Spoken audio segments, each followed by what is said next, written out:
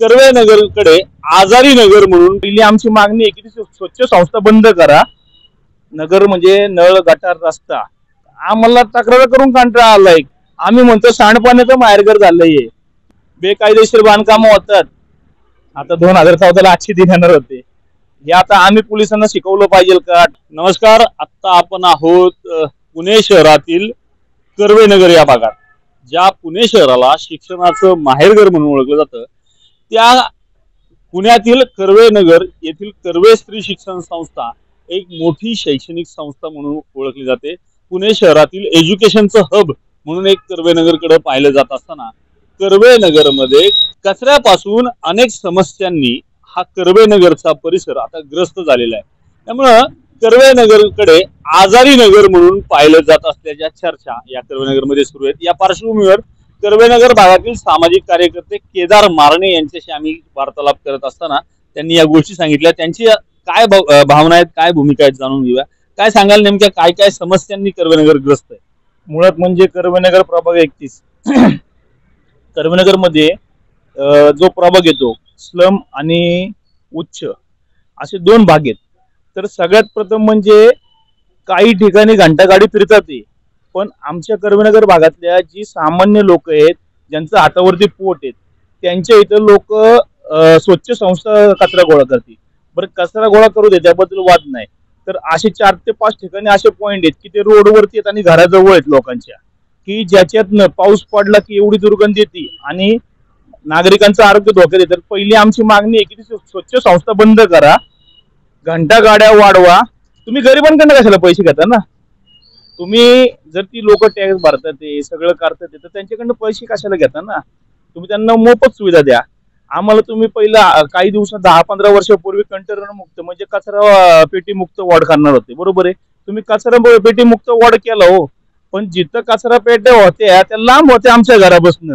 आता त्या कचरा पेट्या आमच्या घरापाशी समजा कामनावरच्या कॅनल रोडला घरासमोर आल्यात, त्यानंतर बिजली चौकात आल्यात, त्यानंतर आर्यंत मेडिकल बशी आल्यात.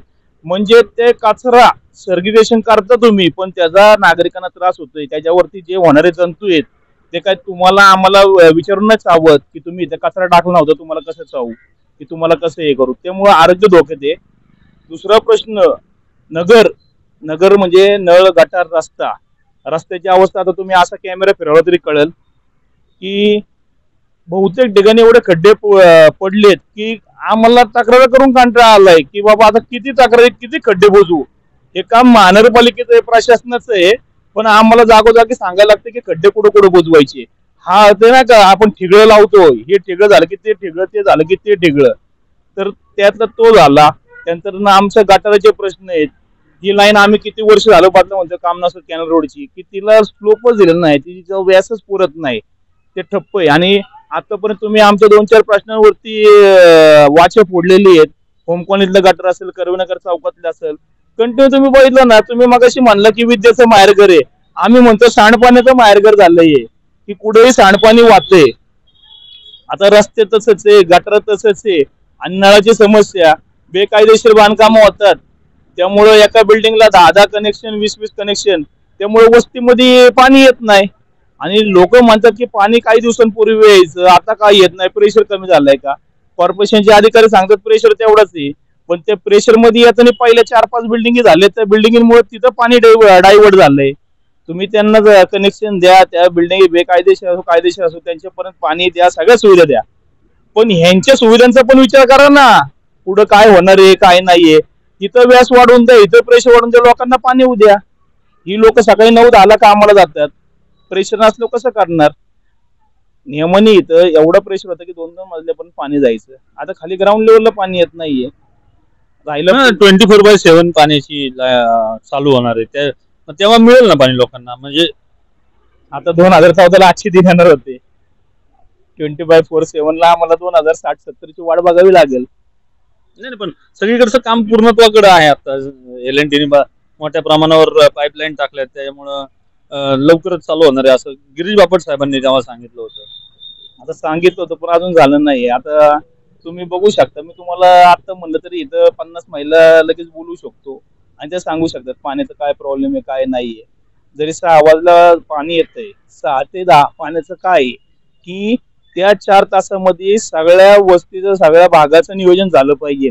का तर प्रत्येक जण टप्प्याटप्पे व्हायचं. पण 6 बसनं माणूस जो खेळत बसतो तो 10 वाजेपर्यंत खेळतच बसतोय पाण्याचा. आणि तुम्ही म्हणताय 24/7 झालं तर चांगलंच आहे. आम्ही स्वागत करू त्याचं. नाही पण आता तुम्ही ज्या ह्या समस्या सांगितल्या, पुणे महानगरपालिकेत सगळ्यात सुरुवातीपासून असलेला हा तुमचा परिसर, म्हणजे पुणे महानगरपालिकेच्या स्थापनेला एवढी वर्षांनी, मग आताही तुम्ही नगर जे उल्लेख केला, नळ गटार रस्ता या समस्यांवर बोलताय, म्हणजे एवढ्या वर्षात त्या समस्या सॉल्व्ह झाल्या नाही तुमच्या, असं तुमचं मत आहे? अहो मी या प्राथमिक नगरच्याच समस्येवर बोललोय. नळ गटार रस्ता. आता हाच कॅनल रोड आपल्या विकास चौकातनं पुढे गेला ना, जे संस्थेचं ट्रॅफिक होतं संस्थेच्या शाळेचं, त्या शाळे बसनं भारत कॉलनीच्या माणसाला रात्री जायला किती वेळ लागतो ते विचारा. तो वन वे केला पाहिजे. हे आता आम्ही पोलिसांना शिकवलं पाहिजे का ट्रॅफिक वाल्यांना? आम्ही अडाणी माणसं आहेत पण ते शिकलेले आहेत ना, त्यांनी वाहतुकीचं नियोजन केलं पाहिजे. दुसरा विषय तुम्ही तो ट्रॅफिकचा सांगितला प्रश्न, अजून भरपूर प्रश्न आहेत की ज्यांच्यावर आम्ही अजून वाचा बोलले नाही. की हे प्राथमिक प्रश्न, अजून शिक्षणाचा प्रश्न राहिलाय. खेळाचं मैदान कुठे पोरांना? खेळाचं मैदान पाहिजे ना पोरांना. आज जर पोरं शाळेतनं आली आणि घरात डांबलेगत असं म्हणजे पिंजऱ्यात टाकलेगत होते पोरांना. पोरांना खेळाचं मैदान पाहिजे. खेळाचं मैदान कुठे येतं? दाखवा खेळाचं मैदान. आता एवढ्या 25 वर्षात आमच्या इथनं विरोधी पक्ष नेता पण गेलेला आहे. त्यानंतर 4 नगरसेवक आलेले आहेत. प्रत्येक 4 नगरसेवक. असं शाश्वत विकास काय ते दाखवा तुम्ही. नाही पण मैदान तर डीपी रोडला वगैरे मोठ्या प्रमाणावर मैदानं दिसत आहेत, किंवा मोठे मोठे स्पोर्ट्सचे ग्राउंड झाले चांगली चांगली नावं देऊन. मग तुम्ही म्हणताय मैदान नाहीत. कर्वेनगर भागाला मैदान नाहीये. तुम्ही जे म्हणता आंबेडकर चौकापासून वरती पश्चिम रंगाच्या इकडे एक मैदान आहे, तेजवल्ले सोसायटीचे एक मैदान आहे. जसं ते पुणे महानगरपालिकेचं मैदान आहे ते लोकांसाठी खुलं आहे, तसं मैदान पुढे दाखवा तुम्ही. हे सोडून इतर आणखीन काय समस्या ज्या पूर्ण कर्वेनगर प्रभागाच्या हिशोबाने बोलायला गेलं? कर्वेनगर प्रभागाच्या हिशोबाने बोलायला गेलं तर सगळ्यात पहिली ट्रॅफिकची समस्या ती आहे. दुसरं म्हणजे कर्वेनगरची गटार म्हणजे ड्रेनेज लाईन ह्या व्यवस्थित झाल्या पाहिजे. कारण गटार जर रस्त्यावर आले तर आपल्या भागाची इज्जत जाते, आपल्या भागाचे दिंडोरे निघतात. त्यामुळे ते निघले नाही पाहिजेत. त्यामुळे पहिली गटार चांगली पाहिजे.